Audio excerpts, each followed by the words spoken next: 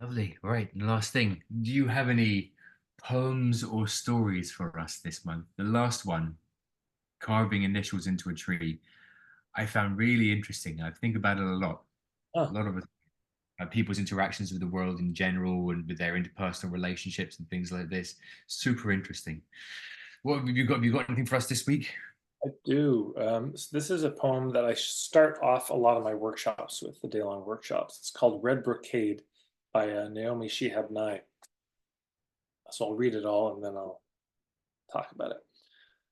The Arabs used to say, when a stranger appears at your door, feed him for 3 days before asking who he is, where he's come from, where he's headed.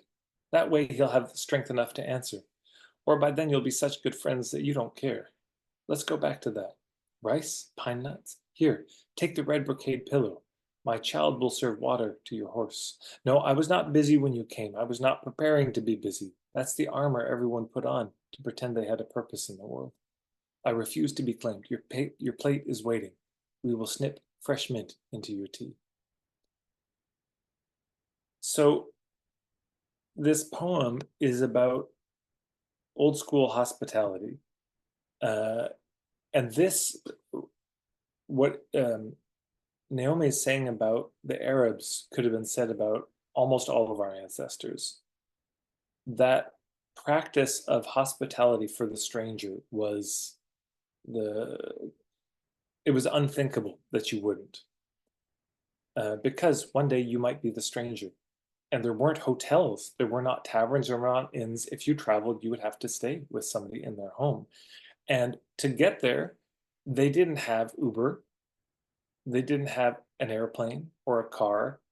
They had gone by horse or walked, and almost certainly been exposed to the elements and maybe been robbed. I mean, they're dangerous situation. And so, and exhausted. It might have been days, and maybe they didn't have food. So they probably showed up pretty rough. And so this notion, and you'll read it in folktales, if you pay attention to the details in folktales, the king welcomes Jack to his castle and feeds him and gives him wine, and they sort of make small talk. And at the end of the meal, he says, "So who are you and why are you here?" Meaning he didn't ask anything like that for the first part. He's just trying to bring life to him. So, that you give it some time, somebody arrives and it's just like, great, let's take your horse. And are you hungry? Are you thirsty? Let me get you some food until they have strength enough to answer and share.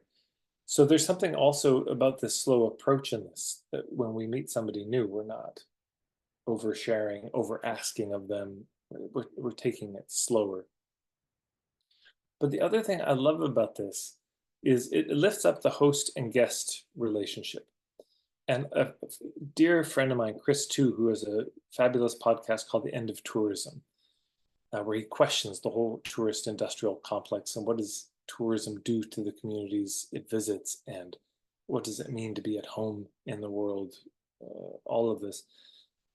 And I was doing a storytelling night, and we were hanging out after. It was about 10 of us, and I said, "Chris, you got a new book coming out, which is not out yet, sadly." But I said, would you like to share anything?" And he asked this question, and I'd never been asked it before. I'd never even thought the thought, but he said, "When's the last time that you traveled somewhere because you were invited? Like, when's the last time you went somewhere because somebody who lives there, you know, particularly if they're indigenous to the place, asked you to come?" And often the answer is never or rare. This is tourism. Well, it's there, so I'm going to go. And this isn't an indictment of going places where we're not invited, but there is something to wonder about of the consequence. I go to visit the Isle of Skye. I have no problem finding a bed and breakfast or Airbnb on the Isle of Skye. That's easy. Throw a rock and you find one.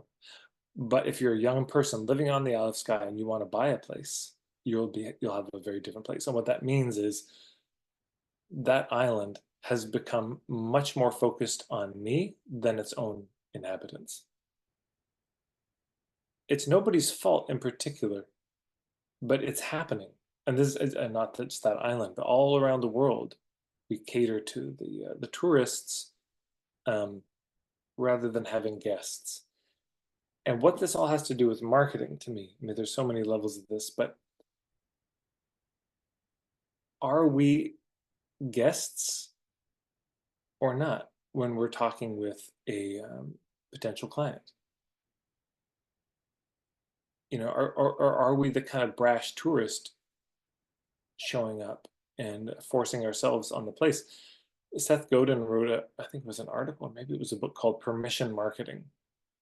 And he made, I think, the very lucid point that the reason that so much marketing feels so bad and doesn't work is we don't have permission to market.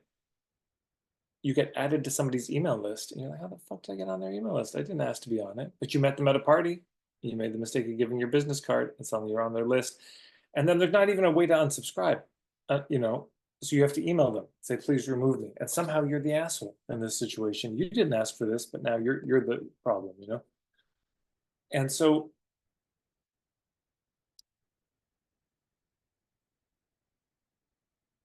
we need permission to do the marketing. And so that means we invite people to things.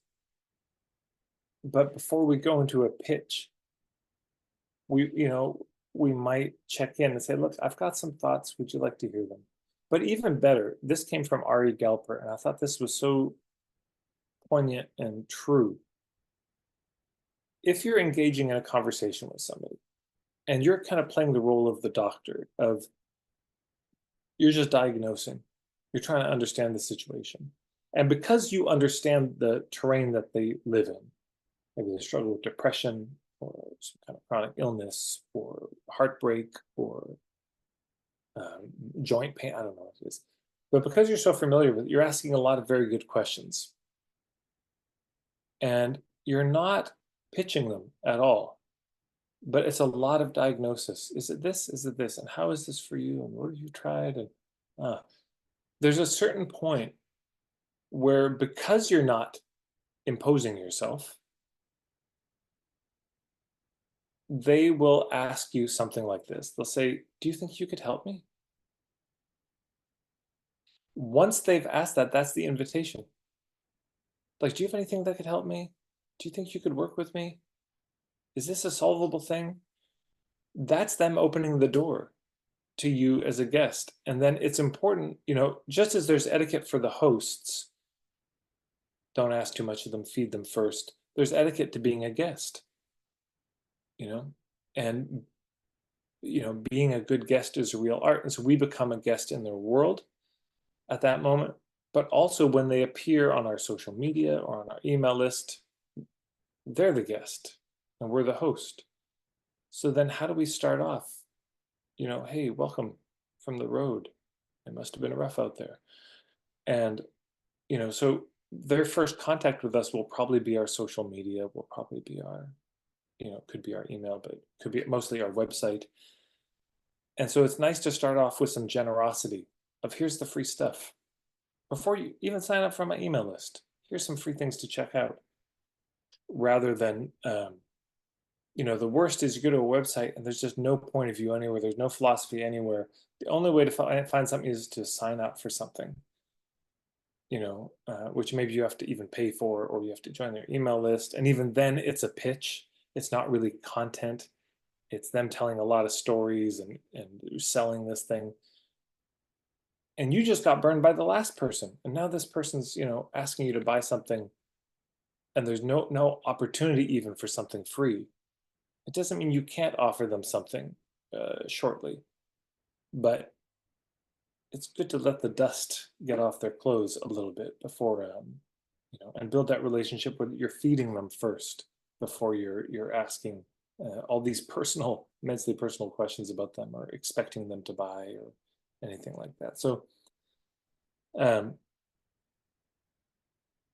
yeah, you know, so when a stranger appears at your door, feed him for 3 days before asking who he is or where he's come from or where he's headed. That's just a good mantra for the social media. Okay, they just appeared at your door. Now, what do you do? Because, and I think many of us have been to the intro workshop that ends up just being a pitch. Very low on the content. and there's this huge pitch and sign up for this thing, and that's where you'll learn the real stuff. No bueno, and what I also, the rules of hospitality are, so in Scotland, you'll see where you are now in Edinburgh, occasionally you'll see the people in their kilts with the big tall socks with the knife in the sock. And that knife is called the sciandu, the black knife. But originally, that knife was worn here in the underarm. So if you can imagine, somebody's got the old style kilt, the Phillimore, which is like a big sari, a big woolen sari that you fold up and kind of throw over your shoulder. So this is open and everyone can see. And there would be the knife there. And that knife was called the scian chliaich, the underarm knife, but it was also known as the knife of peace and hospitality. So it wasn't used in war, it was primarily used for if you had a guest and you'd sit down. So maybe you put some meat down, you would take that knife and you would give it to them, which there's a moment of trust. Here's something you can stab me with.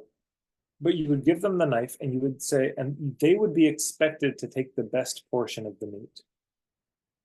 And if they didn't, it was an insult.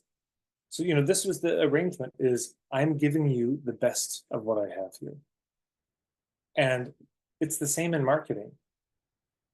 People say, well, shouldn't I save the best stuff for when they pay? No, no, no. Give the best stuff. Give your very best ideas first. Share all your top insights. That's the thing that will have people want to work with you, is that level of generosity. You're cutting it off for them, saying, here's my best stuff. And then, they're going to be very open to more. So, I mean, it's more effective, but I think it's also, it's just being a better host, is not insisting, no, no, no, no, no. You get the grisly little end bits, until you pay. No, you're my guest, so you eat. And now, if you want more, there's another arrangement to have. But yeah, that's the poem. I love it, Ted. Thank you.